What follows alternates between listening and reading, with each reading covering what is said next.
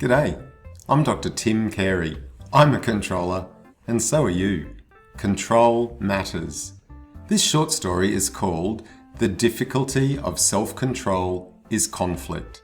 Self-control is a highly prized quality in our society.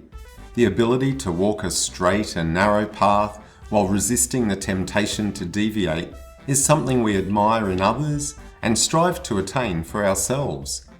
Self-control seems to involve trying hard to achieve a particular outcome. Individuals, for example, might make great efforts to limit their alcohol or calorie intake to achieve good health and a long life. Or they might force themselves to maintain an exercise regime for similar effects on their health and longevity. At the time of the year when many people around the world celebrate Christmas, we're often reminded of the importance of self-control in showing restraint and moderation with the amount of alcohol we imbibe, the amount of food we consume, and the amount of money we spend. Perhaps the reason that self-control is held in such high esteem is because it seems so difficult to maintain for any length of time. The stories are legion of dieters who lose enormous amounts of weight through hard work and perseverance, only to regain that weight at a later date. Why is self-control so difficult? On the face of it, it seems fairly straightforward to say no to that chocolate fudge brownie, or to select soda water rather than beer, or to drive straight past the shop where you normally buy your cigarettes. Lots of people do these sorts of things all the time. Why then is self-control even required? If we leave aside more complicated explanations such as a troubled childhood or an addictive personality, the simplest way to account for the fact that people don't always say no, even when they want to, is that a part of them wants to say yes.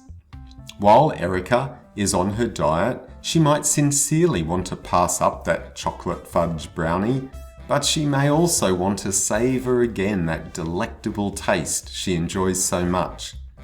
So while she mostly wants to say no, a part of her also wants to say yes.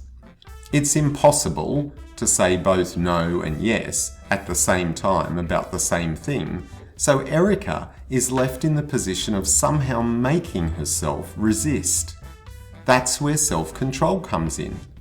Self-control seems to be the name we give to those situations where people find a way to make themselves focus on one outcome, lunch without the brownie, despite the fact that they want the opposite outcome at the same time, lunch with the brownie. Another name for this situation is internal conflict. Unfortunately, rebound effects are standard results for conflicted minds. The harder you try to force one side of the conflict to prevail, the more severe the rebound from the other side is likely to be. After a period of being good and sticking to your latest diet, have you ever found yourself raiding the fridge late at night? People don't need more self-control to change bad habits. They need to resolve internal conflict. Self-control without conflict is just control. It feels effortless, natural, and free. Sometimes it feels like nothing at all. Our greatest freedom may be to live an unconflicted life.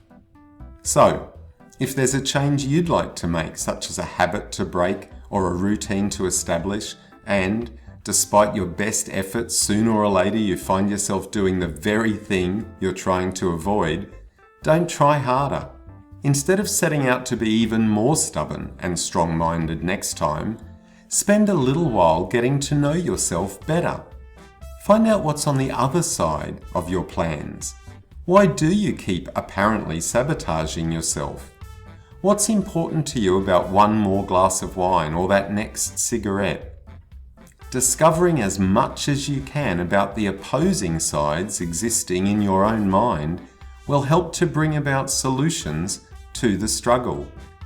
When you find yourself wishing you had more self-control, Spend some time exploring those parts of you that you think need to be more controlled.